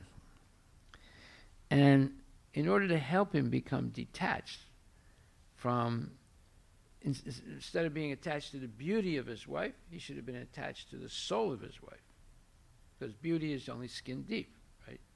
Like, for example, if you make an incision, let's say you go from the neck all the way down to the belly button, and then you open up the inside, all that attraction to the body would be lost immediately, because you just see blood and gore inside, or blood and Mr. Gore, right? Vice President. Like, you know. So you see how beauty is only skin deep. It's not profound, but the soul is really beautiful because it's eternal. So there was this grihastha named Dhanurdasa. And when he met Ramanujacharya, Dhanurdasa was very much attached to his beautiful wife. One day, Ramanuja asked him if he wanted to see a real beauty. And out of curiosity, Dhanurdasa agreed. He said, yes, can you show me real beauty? So Ramanuja took him to the temple of Narayana and made him behold the beauty of the deity. Upon realizing that the Lord's beauty eclipses all beauties in this world, Dhanurdasa became a great devotee and follower of Ramanuja. Not only him, his wife also became a devotee, and they were both, I guess, initiated. So Dhanurdasa was an example of detachment. So in order to teach this detachment to one of his disciples, Ramanujacharya once staged the following demonstration. He had one of his disciples go to a place where the sannyasis bathed. And while they were bathing, they had taken their clothes off and they left it on the bank of the river. So he asked his disciple to switch the clothing. Put one sannyasi's clothing in place of another sannyasi's clothing and take that clothing and put it somewhere else. And so they scrambled all the clothing. So when the sannyasis came back after bathing, there was confusion because they expected the clothing in one place was their clothing. And so what happened? And all these sannyasis were big scholars and they were big renunciates. And when they saw that their clothes had been exchanged, one sannyasi was wearing the cloth of another, and so an argument started. And one after another finished his bath and went to find his clothes, but the argument got bigger and bigger because they were grabbing somebody else's clothes unwittingly and putting them on, and a great heated arguments began. And thus all these great scholars and renunciates were seen to be attached to some simple pieces of cloth. Then Ramanuja sent his disciple, one of his disciples, to the home of Dhanurdasa, while Dhanurdasa was serving in the temple, and his wife was sleeping in the home. And the disciple secretly goes into the home of Dhanurdasa in the evening, and following Ramanuja's orders, he began stealing the jewelry from the body of Dhanurdasa's wife. And he was very careful, very quietly taking it. She's sleeping. But she immediately understood that someone was taking her jewelry.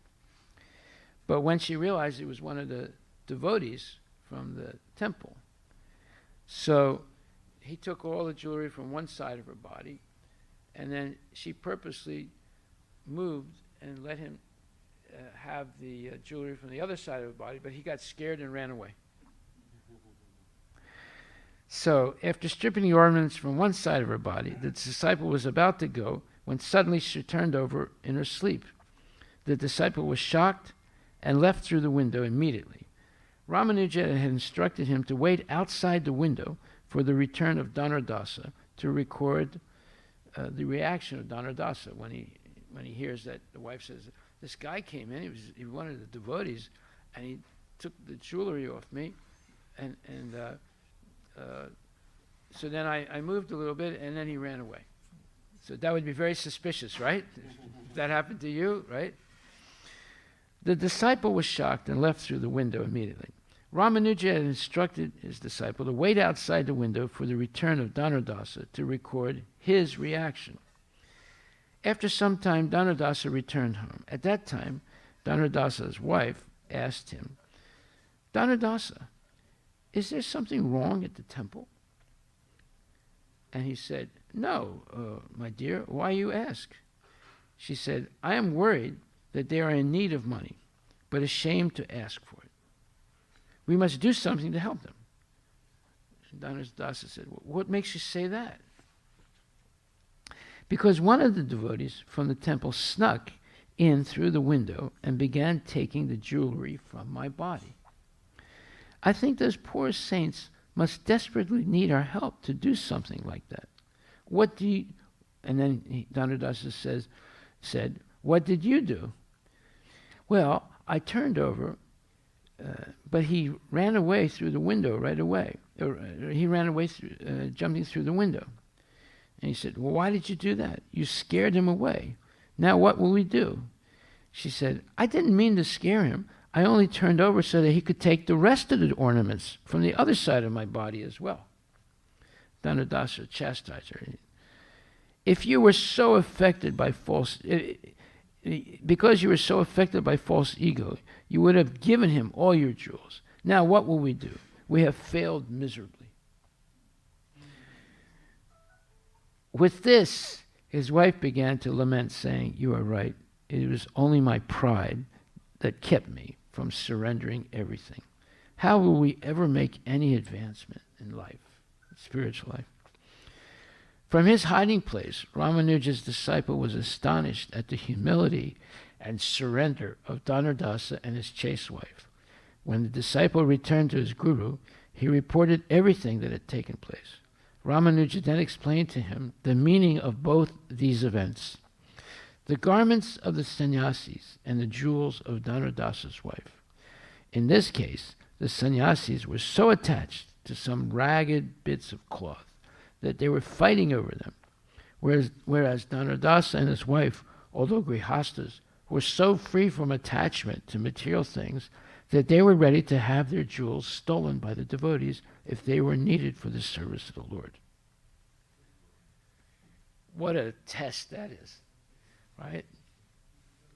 In this way, Ramanuja continued to instruct his disciples both by example and by precept. Now, what is a precept? A precept is a general rule that helps you to decide how you should behave in particular circumstances. Now, remember I told the story about this wealthy black family living in a very posh neighborhood in Los Angeles in a big mansion. And a black thug came into the house and confronted the wife. And the husband is a very famous, like Motown promoter. Motown is the music comes out of black artists, and he's very, very famous and very rich. And he promoted many black artists that became big singers in the United States. So the thief confronts the wife, and the husband was somewhere else, and they have a big mansion, so he didn't realize what was going on, and he wanted her jewelry, and she refused to give it to him, and started probably using curse words and telling him to get out of her house, right? And he shot her dead, took her jewelry, and ran. Now let's compare let's compare that to Dhanurdasa and his wife. Not only his wife doesn't complain, doesn't say anything, she purposely turned over so he could take the rest of the jewelry, but Dhanurdasa, he chastises his wife. Why'd you scare him away? You should have just given him all the jewelry. Now we've committed an offense here. See, you can understand now the difference between material consciousness and genuine spiritual consciousness.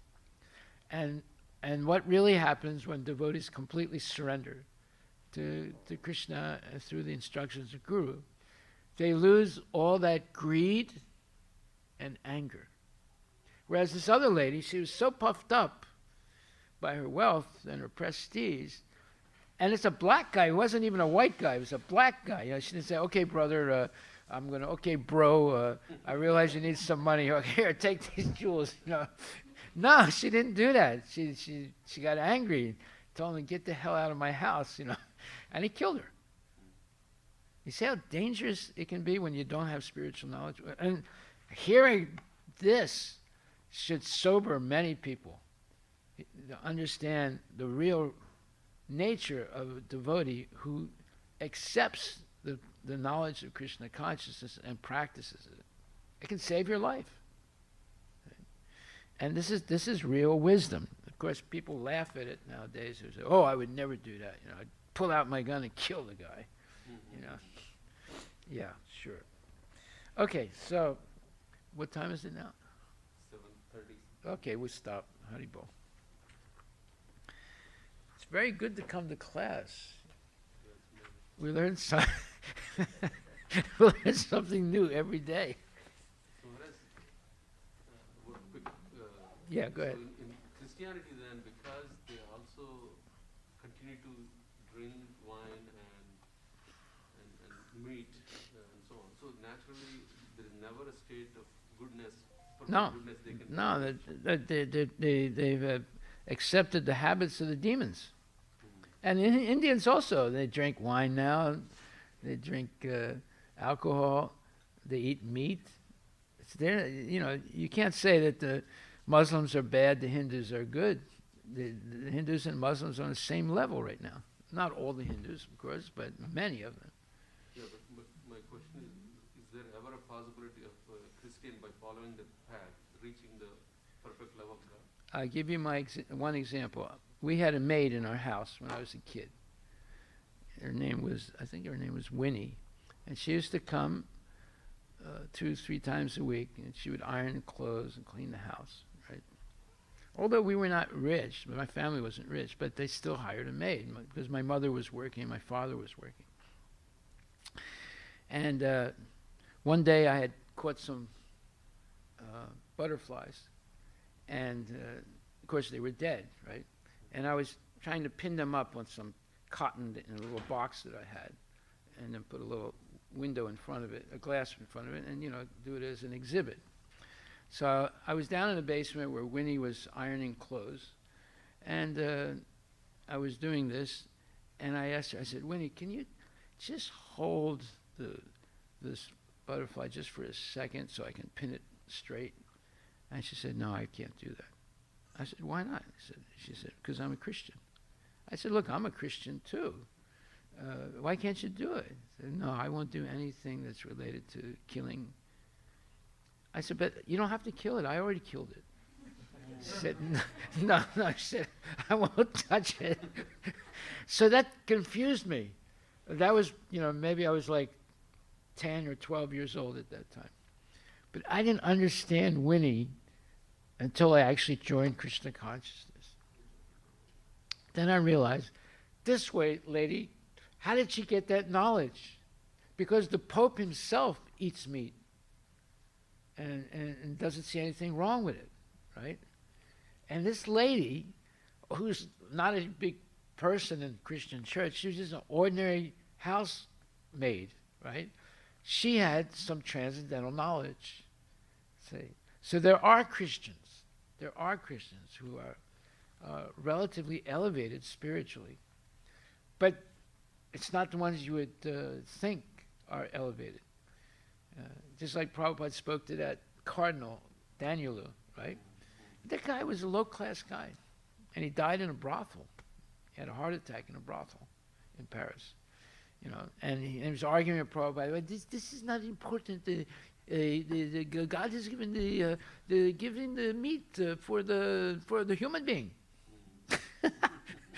And Prabhupada, you can see his legs going up and down like this, and he was losing his patience with this guy. This guy's the biggest guy in the Catholic Church in France. He's a big archbishop, and he's talking nonsense.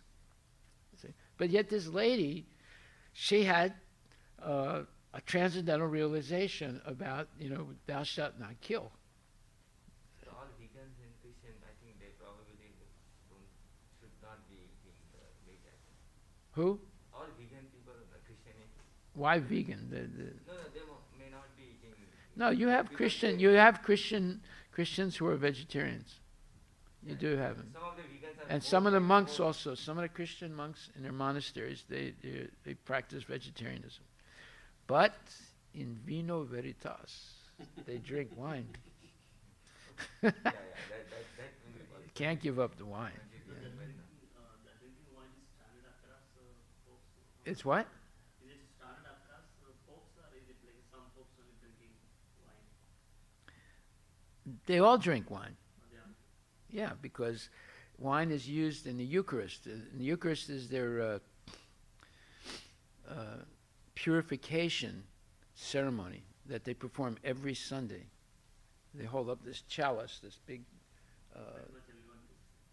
cup, and they say, come and taste Jesus' flesh and blood. So the wine is the blood of Jesus, and the flesh is a wafer made out of, it's like a roti, right? Made out of wheat, but it's unleavened, and there's no salt in it. And they dip it in the wine and they put it in the mouth of the person. And then that's supposed to be the prasadam, transcendental prasadam. They get purified of their sins. It's called anyway, it's like prasadam, the Christian prasadam. Before there was a whole meal in the early days of Christianity, and then it comes down to a little bit of little roti like this, dipped in wine, and the priest puts it in their tongue. I don't know what they do now with COVID, because before they would actually put it right into the tongue of the person, you know. So they might not be doing it right now. So yeah, everybody's drinking wine. In vino veritas, there's truth in wine. Haribol.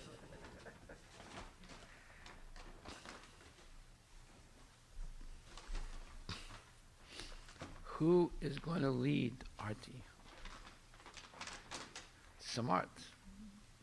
That's a smart thing, Samart, to lead Aarti.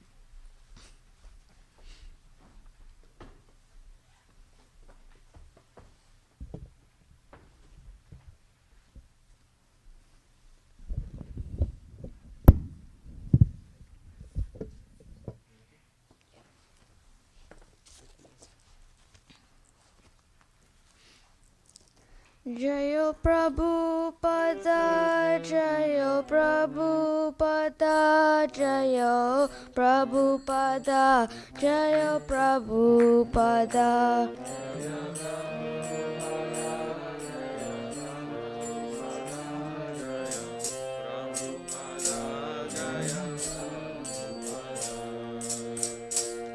Shri Guru Charana Padma Kevala Bhakati Sadma.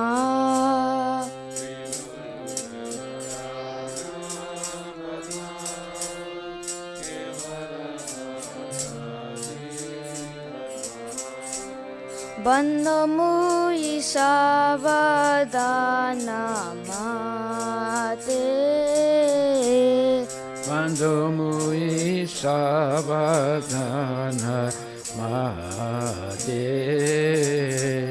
Jahara Prasade Bai E Bhava Toriya Jai. Janara Prasade Bai E Bhavatoriya Jai. Krishna Prapti Hoy Jaha Hoy Te. Krishna Prapti Hoy Jaha Hoy Te. Guru Mukha Padma Vakya Chite Te Koriya Kya. Guru Mukha Padma Vakya Chite Goriya Kya. Arana Kori Ho Mane Asha. Arana Koriya Mane Asa. Shri Guru Charane Aise Yutama Gati. Guru Mukha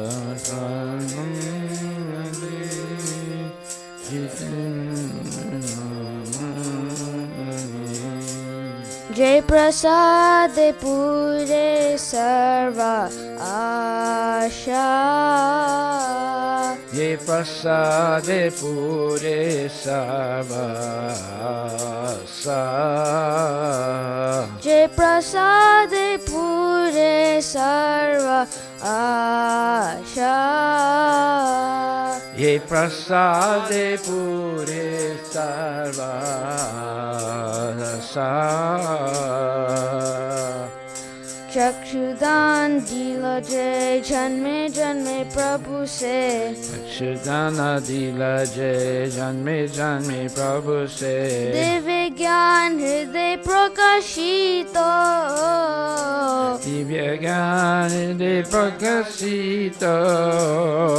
प्रेम भक्ति जहाँ होते अविद्या विनाश जाते. प्रेम भक्ति जहाँ होते अविद्या विनाश जाते. वेद गाय जहाँ रचरियो. Amracharito Shri Guru Karuna Sindhu Adama Janara Bandhu Guru Karuna Sindhu Adana Janara Bandhu Lokanath Loke Rajivana Lokanath Loke Rajivana Aha Prabhu Kora Daya Deho More Pada Chaya Aha Prabhu Kora Daya Deha More Pada Chaya Ebe Jas Gushu Tribhuvana Tribhuvana Prabhupada Patita Pavana Prabhupada Patita Pavana Jayo Prabhupada Jayo Prabhupada Jayo Prabhupada Jayo Prabhupada Prabhupada Jaya Prabhupada Jaya Prabhupada Jaya Prabhupada Nama Om Vishnu Padaya Krishna Prestaya Bhutale Shrimati Bhakti Vedanta Swami Niti Namine Nama Om Vishnu Padaya Krishna Prestaya Bhutale Shrimati Bhakti Vedanta Swami Niti Namine Namaste Saraswati Deve Gauravani Prachadine Nirvishesha Sunyavadi Pastyatya Deshatadine Namaste Saraswati Deve Gauravani Pracharine Nirvishesha Sunyavadi Pastyatya Deshatadine Jaya Shri Krishna Chaitanya Prabhu Nityananda Shri Advaita Gadadhara Shivasadi Gaura Bhakta Vrinda Namaste Saraswati Deve Gauravani Pracharine Nirvishesha Sunyavadi Pastyatya Deshatadine Shri Krishna Chaitanya Prabhu Nityananda Shri Advaita Gadadhara Shivasadi Gaura Bhakta Vrinda Shri Krishna Chaitanya Prabhu Nityananda Shri Advaita Gadadhara Shivasadi Gaura Bhakta Vrinda Hare Krishna Krishna Krishna Hare Hare Hare Rama Rama Rama Hare Hare Hare Krishna Krishna Krishna Hare Hare Hare Rama Rama Rama Hare Hare Hare Krishna Krishna Krishna Hare Hare Hare Rama Rama Rama Hare Hare Hare Krishna Krishna Krishna Hare Hare Hare Rama Rama Rama Hare Hare Hare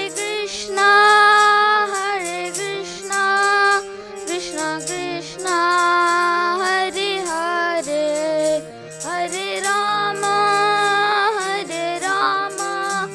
Rama Rama, Hare Hare.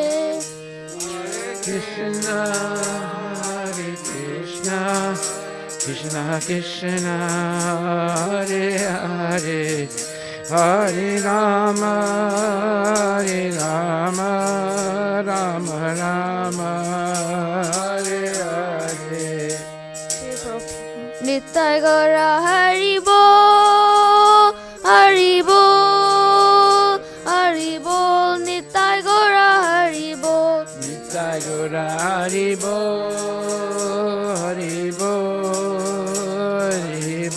Nittai Gaura Haribo.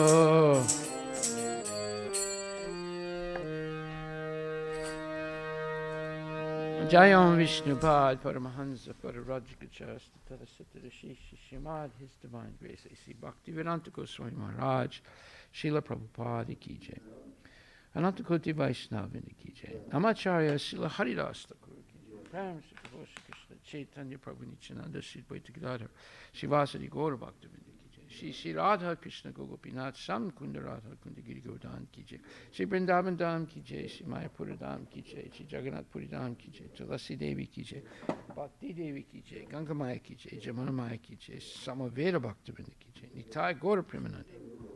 All glories to the assembled divine. All glories to the assembled divine. All glories to the assembled divine. All glories to Shri Guru and Shri Guranga. All glories to Srila Prabhupada and Patita Pavan Ki Jai. Nama Om Vishnu Padaya Krishna Prasthaya Bhutali Srimati Bhaktivedanta Swami. Namaste Saraswati Devi Guru Varavicharani Paskatya Zatari. Srila Prabhupada Patita Pavan Ki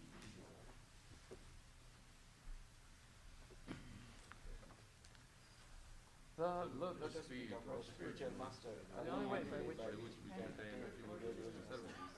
I bow to his lotus feet with great awe and reverence. By his grace one can cross the ocean of material suffering and obtain the mercy of Krishna. My only wish is to have my consciousness purified by words emanating from his lotus feet. Attachment to his lotus feet is the perfection that fulfills all desires. He opened my darkened eyes